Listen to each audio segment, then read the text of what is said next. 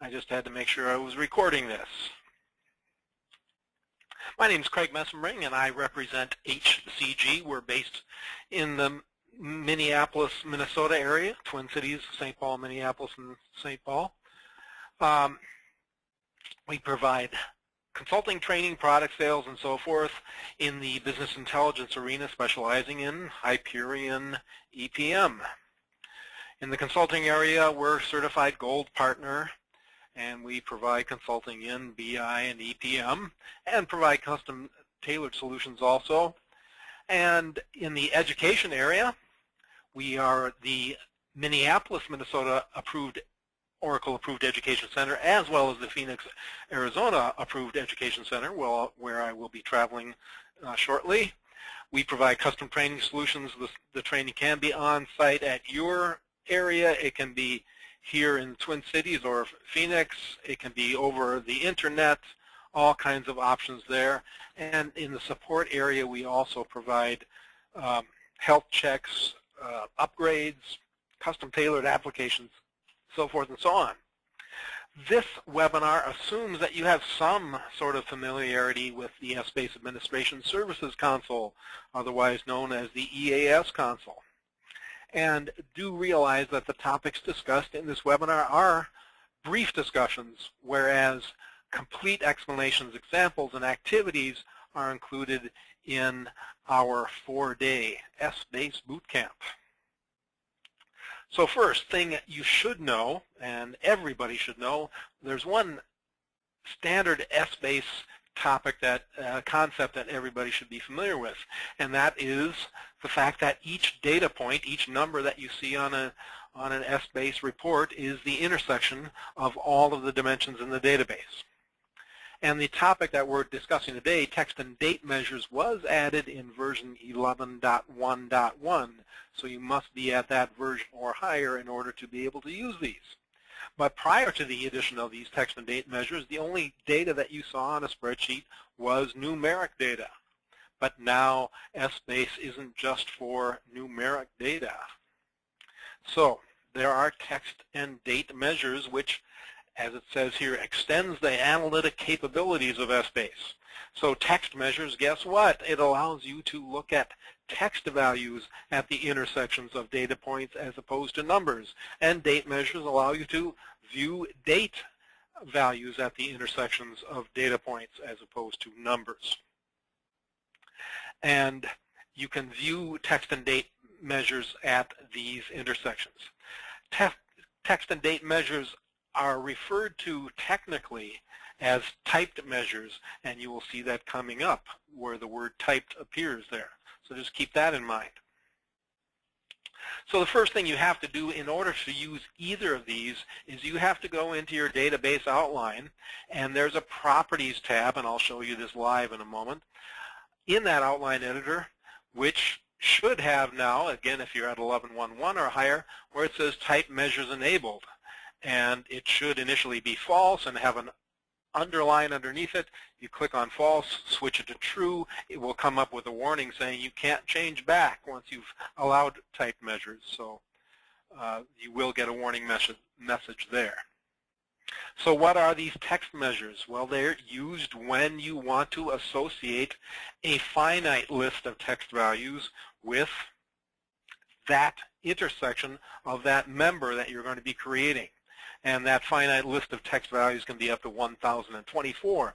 But for an example, you might sell your products in 5 different colors, and you might want to see that color as a member in your database, and you want to see whether the color is red, blue, so forth in the spreadsheet. And what are the requirements of a text measure? Well, you have to create what is called a text list. And in your outline editor, you should see a tab called Text List Manager, where you will add those the finite list of text values to the text list. And then you have to add text measures members, usually just one, to your measures dimension, which doesn't necessarily have to be the accounts type dimension for those of you familiar with the accounts type. When you add the member, you have to make sure that you change its type property, which is normally numeric, to now text. And then you have to say that this member is associated with that list. Well, let's see how it's done here. Here's the process. 1, create a text list. I'll show you both in the slide and live how it's done. So you're going to select the Text List Manager tab in the Outline Editor and then press the New button to create a list. So you'll enter the name for the list, and once you do that, you'll notice that 2 members are automatically created for you, one called Missing Name, which will appear if there is no text, and Out of Range Name, which will appear if the text doesn't match an item in the list. And so to add members to that list, there's a little plus icon in the upper right that you will press for each one. And in the name column, you'll enter the name of the item. And then there's also an ID column in which you enter a number that is associated with that name that you're entering. So the integer maps to the text, and that integer is what really gets stored in the database, even though that's not what you load into the database, as you will see, and then you press the Apply button. So here is what that Text List Manager tab looks like in the Outline Editor. So here I click on New, I enter my list name, which is called Agree List here, and I apply. And once I apply that, then these 2 members, Missing and Out of Range, will appear automatically. Actually, those names have changed in newer versions. This is a slightly older screen cap. And then I will enter the items that I want to appear in the list. Agree, unknown, disagree, and I associate a number with each of those text entries there. Then I create a text member in my measures dimension. So the member I created is a member called Agree or Not here, as you see in the name there also. And then I specify that the type is text here. Normally you will see numeric, and normally it won't be changed. You won't be able to change it unless you specify the type measures. And once you specify type measures, then when you click on numeric, you'll see a drop-down list with numeric, text, and date. You'll select text there, and then associate this member with one of possibly many text lists that you have created. And also, you should note, once the member is created, it has the Never Consolidate property added to it as the consolidation operator automatically for you, which is a good thing. And then lastly, you need to load the data into the text measures. Well, let's take a look at the data load file here that I've created. The database I'm loading into has 5 dimensions. My year dimension with January, February, March, my measures dimension, which I'm only changing the member Agree or Not, my product dimension, my market dimension, and my scenario dimension. So I'm really changing the same intersection except for the year of January, February, March, that member. And I'm going to load it up with Agree, Unknown, and Disagree in January, February, March, just to try all 3 out. And then I have to, even though this file is set up to work without a rules file, because I have all my dimensions and then my data point here, and notice that you load the text value into the data point, not the numeric ID, even though the numeric ID is the one that gets loaded really into the database. And when I create my rules file, which I have to do, I specify this is the year dimension, measures dimension, product, market, scenario, and then I make sure that this field holding my text items is my data field if you know about rules files.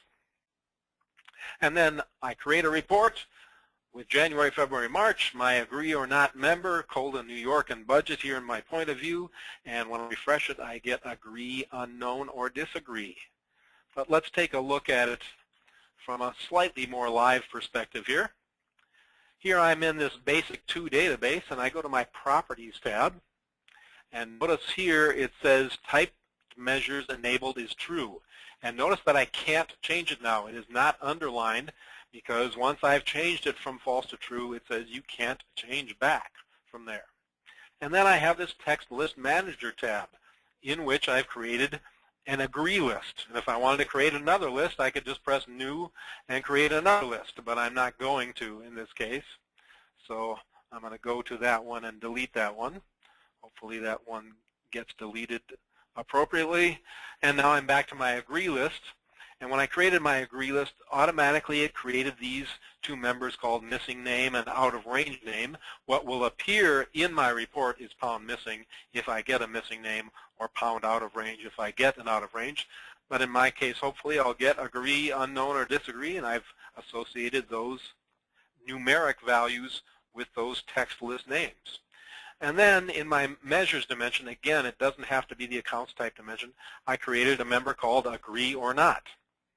And in the member properties, I had to select the type. And unfortunately, it timed out on me here. So that's,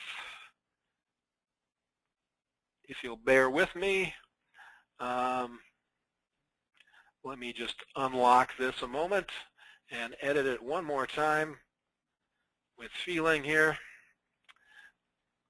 It's just not going to allow me to do that, is it? Okay. Unfortunately, I'm in view mode here, which isn't working well at all here unless I close out, it looks, of my EAS console completely. So if you'll bear with me one more time.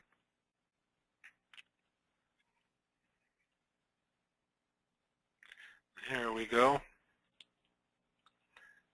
And now I'll go into the EAS console again.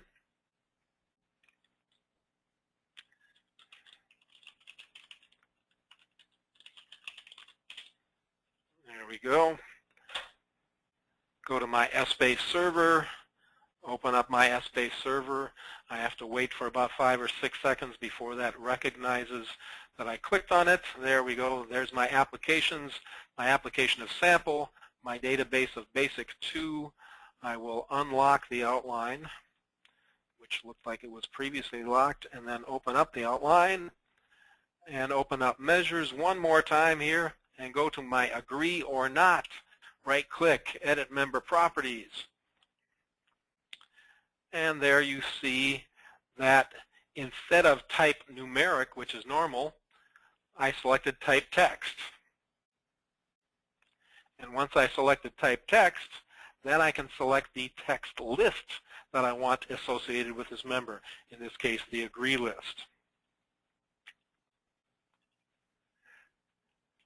And then I have, of course,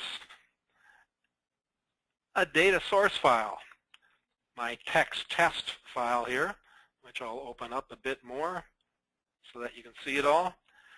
And it's just like it was in the slide there, January, February, March, agree or not, and my text values I've loaded in. And then, of course, I have to have a rules file in order to load the data. So I'll go down to my rules file called test text here and open it up. And it's quite simple. All I had to do was specify, and I'll open my data file too.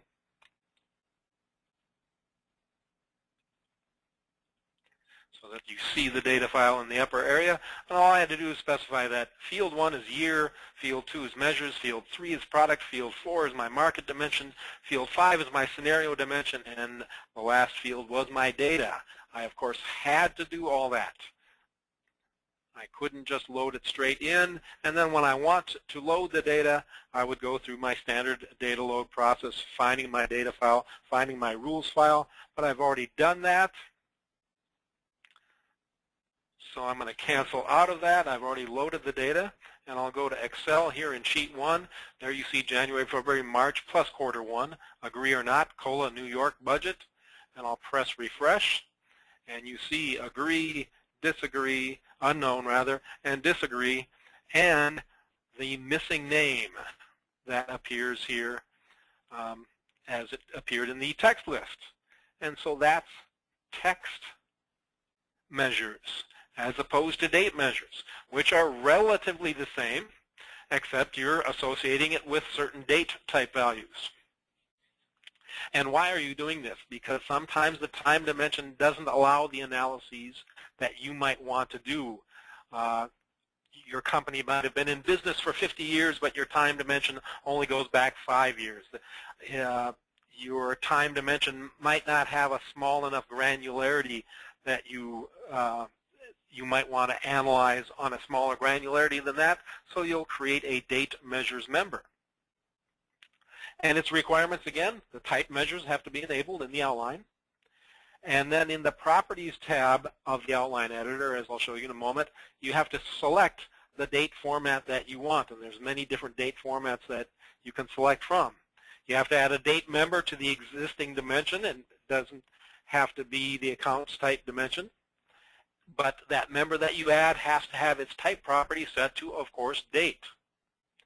So in my Properties tab of my outline editor, I select the date format, and like I said, this is a lengthy drop-down list. In my case, I selected month/month / day/day / year/year/year/year.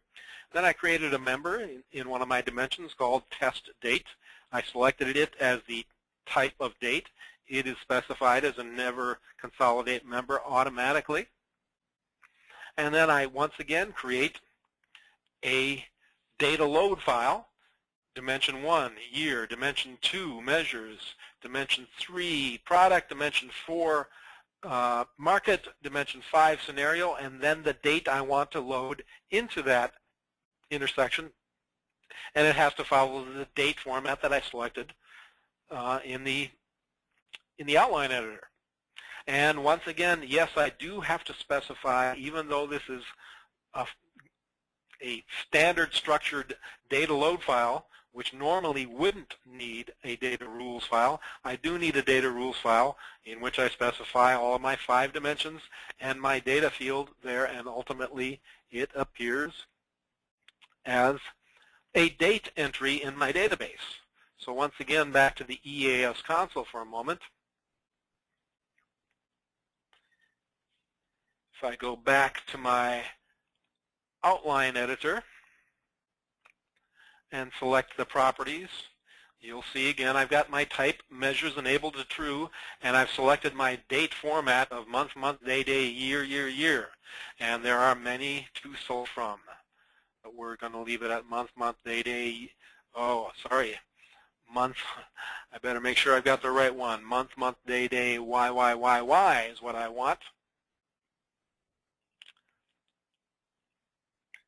And then in my outline, I create a member, which in this case I call test date. Edit my member properties, make sure it's selected as type date. I don't need to select a text list because it is just type date, as simple as that. Then I make sure I've got my data load file. There's my data load file, January test date, New York budget.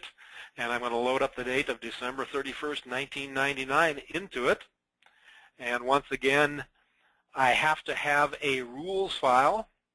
So if I go to my little date test rules file here and open it up, you'll see that field 1 is year, measures, product, market, scenario, and with the last field of data. I won't open up my input file at this point. And of course, once again, I would load the data, selecting the data file, selecting the rules file. Everything's very standard there. And ultimately, I'd want to report on that. So I'll go to Sheet 2 here. Notice there is no data in January, February, March, or Quarter 1. And when I press refresh, I get December 31st, 1999 in test date, and I get pound missing for the months and quarter that do not have a date entered in them. So, what have we learned? Text and date measures extend the analytic capabilities of Essbase. Text measures allow text values as data points. Data measures allow date values. Date measures, I should say, allow date values as data points. So, it's really quite simple to use. If you see the benefit of this in your business, I suggest using them. Remember that they are only available in 11.1.1 and higher. And if any of this was confusing to you because you haven't taken a boot camp, remember that not only this, but of course many, many other topics are covered in our 4-day Essbase boot camp course. And lastly, always remember what Huey Lewis might say, it's hip to be not square, but cubed. My name's Craig Messenring. Feel free to follow up if you have any questions via email or call me directly, or if you want to contact HCG directly, there is the information for you to contact us. So thanks for joining the webinar today, and hope to see you at another webinar.